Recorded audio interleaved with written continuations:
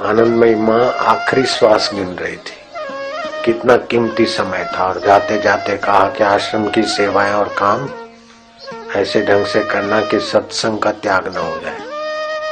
सत्संग ऐसी चीज। श्री गणेशाय नमः। श्री गणेशाय नमः। श्री गणेशाय नमः। श्री गणेशाय नमः। श्री गणेशाय नमः।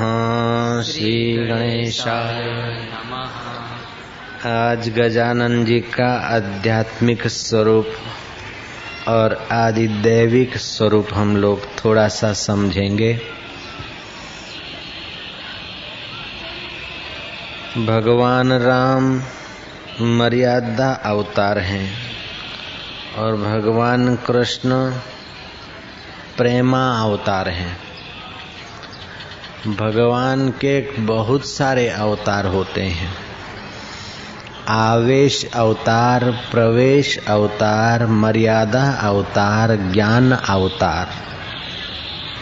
कपिल अवतार ये भगवान का ज्ञान अवतार है। राम जी का अवतार ये मर्यादा अवतार है। कृष्ण का प्रेमा अवतार है। नरसिंह अवतार आवेश अवतार है। साड़ियों में अवतरित हो जाना ये प्रवेश अवतार है। और भगवान के अवतार भक्तों के हृदय में भी होते हैं। अंतर्यामी अवतार, प्रेरणा अवतार, साक्षी अवतार, अर्चना अवतार।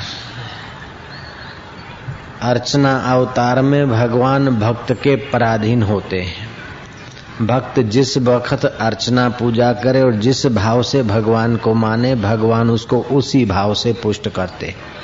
शालिग्राम में नारायण का रूप की भावना करे तो कर सकता है। शिवलिंग में शंभ सदाशिव चंद्रशेखर की भावना करे वो कर सकता है। अर्चना अवतार में भगवान की अर्चना पूजा करने वाला भक्त साधक जो भी पत्रम पुष्पम प्रेम से अर्पण करता है उसका वो स्वीकार होता है भाव रूप से। भगवान के अर्चना अवतार के साथ साथ आयुध अवतार भी होते हैं। बहुत सारे भगवान के अवतारों में एक गणपति अवतार भी है। जयराम जी की जयराम जी बोलना पड़ेगा, कंजूसी से काम नहीं चलेगा। पौराणिक कथा को देखें तो ऐसा आता है कि मां पार्वती ने अपने योग शक्ति से गणपति नाम के पुत्र का सर्जन किया और स्नानागार में गई, कोई आ न पाए अंदर। अब उस बालक को पता नहीं कि ये शिवजी मेरे पिता हो गए। रोक दिया शिवजी को। और शिवजी को हुआ कि ये न मुन्ना और मेरे को रोकता है मेरे घर में प्रवेश होने को। श्रुति और स्मृति कहती है कि पिता से 10 गुनी सेवा और आज्ञा मां की पालनी चाहिए। इस बालक अवतार ने मातृ आज्ञा को इतना महत्व दिया कि शिवजी इनके होते हुए अंदर नहीं जा सकते थे। आखिर शिवजी ने उनको मस्तक छेदन किया। भीतर गए, परिस्थिति का पता चला। शिवजी सोचते कि बालक लगता तो छोटा है लेकिन इसकी निष्ठा बहुत बड़ी। शिवजी चाहते तो वही मस्तक लगा सकते थे, लेकिन शिवजी ने गणों को कहा जाओ बड़ा मस्तक ले आओ। बड़ा मस्तक हाथी का ले आए और धर दिया। विधर्मी लोग मजाक उड़ाते हैं। परदेश में हम गए तो हमारे हिंदू लड़कों का ब्रेन वॉश करने के लिए वहां के लोग उनको बोलते तुम्हारा गॉड कैसा, तुम्हारा भगवान कैसा। हाथी का सिर भगवान का है, ऐसा भगवान। उन मूर्ख बच्चों को पता नहीं जो हिंदू बच्चों की श्रद्धा तोड़ते हैं कि तुम अभी सर्जरी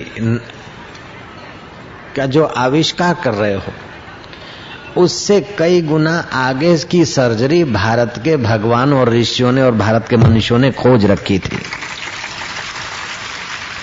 मनुष्य का सर तो सर्जरी करके मनुष्य की किडनी मनुष्य में फिट कर दिया, मनुष्य का अंग मनुष्य के साथ जोड़ दिया, लेकिन हाथी का सिर मनुष्य पर रखा जा सकता है। ये योग सर्जरी का कितना आविष्कार रहा होगा। जयराम जी की ये बालक कोई साधारण बालक नहीं है, निष्ठावान बालक है। जैसे कोई व्यक्ति गणमान्य होता है, गणमाना लोक गण, दूसरा इंद्रियों का गण, तो इंद्रियों का गण कहो, लोगों का गण कहो, गणानाम पति ही इति गणपति, ये गणों का स्वामी होने के काबिल है। भले बालक है लेकिन ये सेवक होकर तो खड़ा है, लेकिन निष्ठा इसकी स्वामी होने की है। गणपति जी का सिर हाथी मुखा है गणपति, और सवारी बिल्कुल नन्ही चूहे की। गजब कर दिया भारतीय संस्कृति ने, ऐसे भगवानों का अवतरण करवा दिया कि थोड़ा भजन करे तो तुरंत बुद्धि में प्रकाश हो के ऐसा कैसे, इतने बड़े भगवान और चूहे पे क्यों बैठे होंगे, कैसे बैठे होंगे। तो खाली पूजा में, अर्चना में अथवा प्रतिमा में रुक न जाए, इस बात को पूछने के लिए संत के शरण पहुंच जाए और सत्संग मिले तो गणपति का वास्तविक तत्व आत्म रूप में समझकर मुक्त हो जाए आदमी। अथवा तो गणों के पति हम कैसे हो सकते हैं, ये भी कथा में वो समझ सकता है। गणपति हाथी मुखा है, बड़ा सिर है। जो गण का स्वामी होना चाहता है उसको मस्तिष्क बड़ा रखना चाहिए। जयराम जी की नेरो माइंड से काम नहीं चलेगा, जरा जरा बात में संकीर्णता से काम नहीं चलेगा। विशाल ब्रेन होना चाहिए, बड़ा मस्तक होना चाहिए।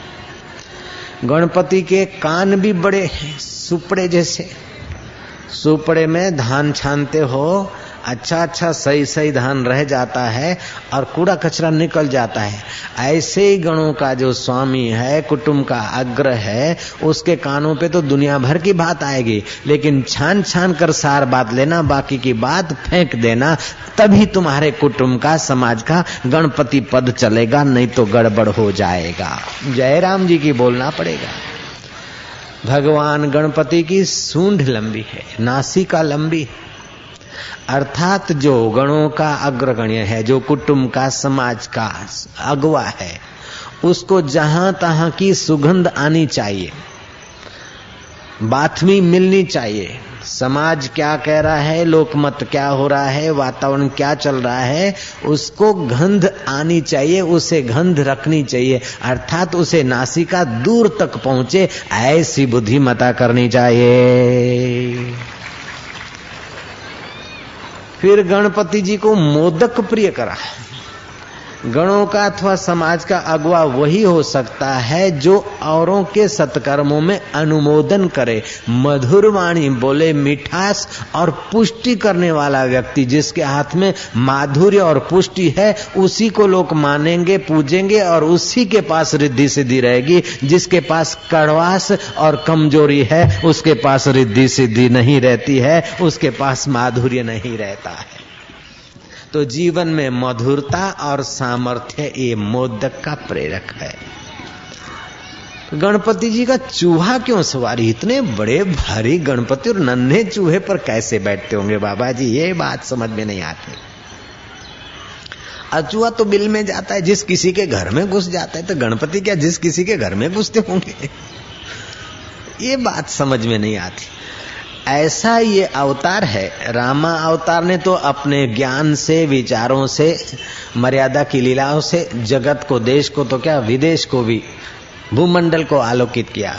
श्री कृष्ण के अवतार ने तो गीता और माखन चोर लीला से लेकर, माधुर्य लीलाओं से लेकर लोगों का मन जीता। लेकिन गणपति अवतार ने तो अपने रूप, आकृति और आयुध और सवारी के द्वारा दुनिया भर का चित्त अपनी ओर आकर्षित करके उनको सूक्ष्म ज्ञान देने की प्रेरणा दी। अपने वेशभूषा, सिर, पैर और महाराज लड्डू आदि तो ठीक, चूहे को रखकर उन्होंने सबका ध्यान खींचा। अपने वेशभूषा और आकृति के द्वारा जिस भगवान ने ध्यान खींचा समाज का ज्ञान के तरफ, उस भगवान का नाम गणपति भगवान है।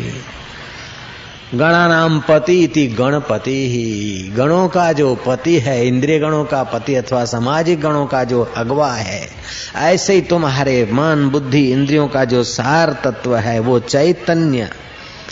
अब वो चैतन्य साकार रूप लेकर आया और फिर चूहे पे कैसे भगवान सवारी करते। अर्थात वो बता रहे हैं कि जो कुटुंब का समाज का अगवा हो, गणों का स्वामी हो, रिद्धि सिद्धि हो, सामर्थ्य हो, योग्यता हो। गणपति जी की योग्यता अद्भुत। भगवान वेदव्यास जी ने आवाहन किया भगवान गणपति का। गणपति जी आए, बोले प्रभु मैं समाधि करके श्री कृष्ण चरित्र का वर्णन करता हूँ, जो मैं बोलता जाऊं वो श्लोक आप लिखते जाइए। गणपति जी इतने बुद्धिमान कि श्लोक तो लिखते हैं, लेकिन तुम बोलते हो मैं श्लोक लिखता हूं, बीच का समय बचता है, क्या किया जाए, समय का सदुपयोग होना चाहिए। कुटुंब का समाज का अगवा हो, वो समय को रजोगुण तमोगुण में बर्बाद न करे, समय का सदुपयोग करने की जिसकी दृष्टि तत्पर होती वो जरूर आदमी अगवा हो ही जाता है, आगे आ ही जाता है।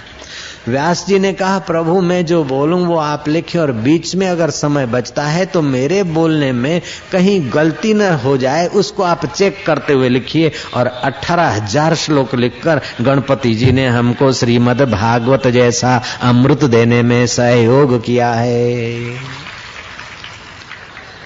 ऐसा घोर कलिकाल, फिर भी लोगों को सुख शांति आनंद हजारों लाखों की तादाद में लोग सुनकर अपने पाप ताप मिटाकर हृदय में शांति का अनुभव करते हैं। ऐसा अद्भुत ग्रंथ किसी व्यक्ति का सर्जन नहीं, व्यक्ति के स्वरूप में जो अव्यक्त परमात्मा गणपति है और अव्यक्त परब्रह्म परमात्मा व्यास के हृदय से प्रकट हुए, उन्हीं की कृपा से श्रीमद् भागवत मिला है समाज को।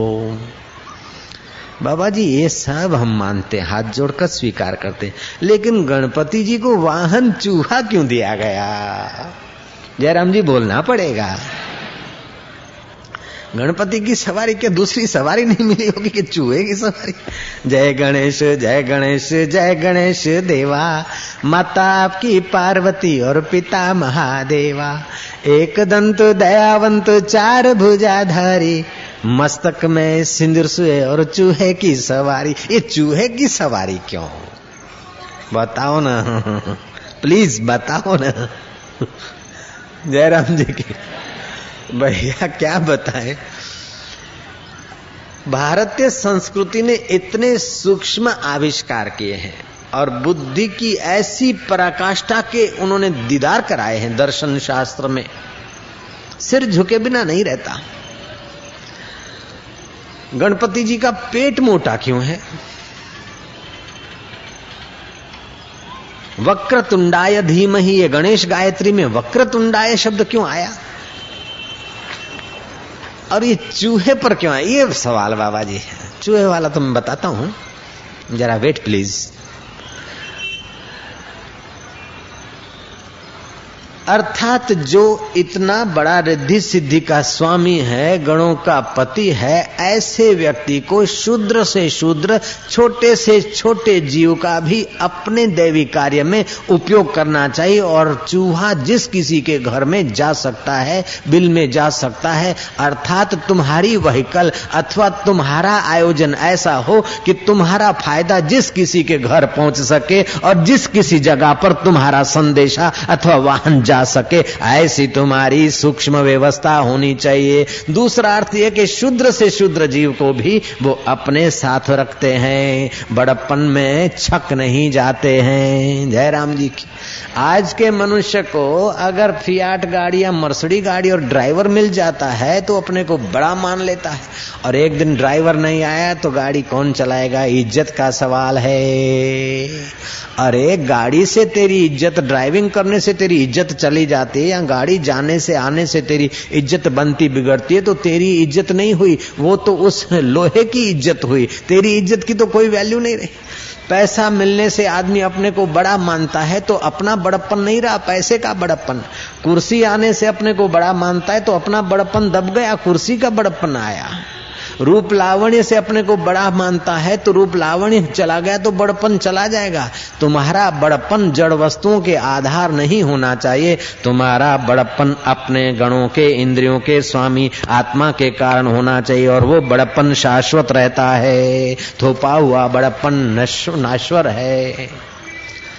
बाबा जी वक्रतुंडाय धीमहि, ये क्यों? गणपति जी वक्रतुंड क्यों? ओमकार से आकृति मिलती है उनकी।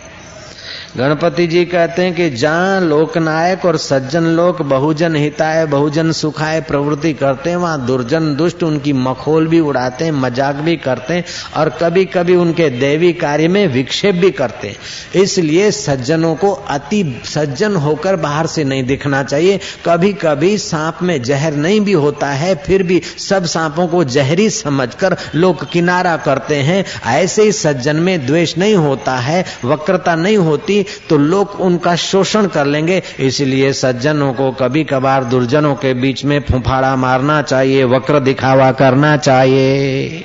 जयराम जी की, नहीं तो लोग जीने नहीं देंगे, बुद्धू समझेंगे, भगतड़ा समझेंगे और प्रॉब्लम खड़ा कर देंगे।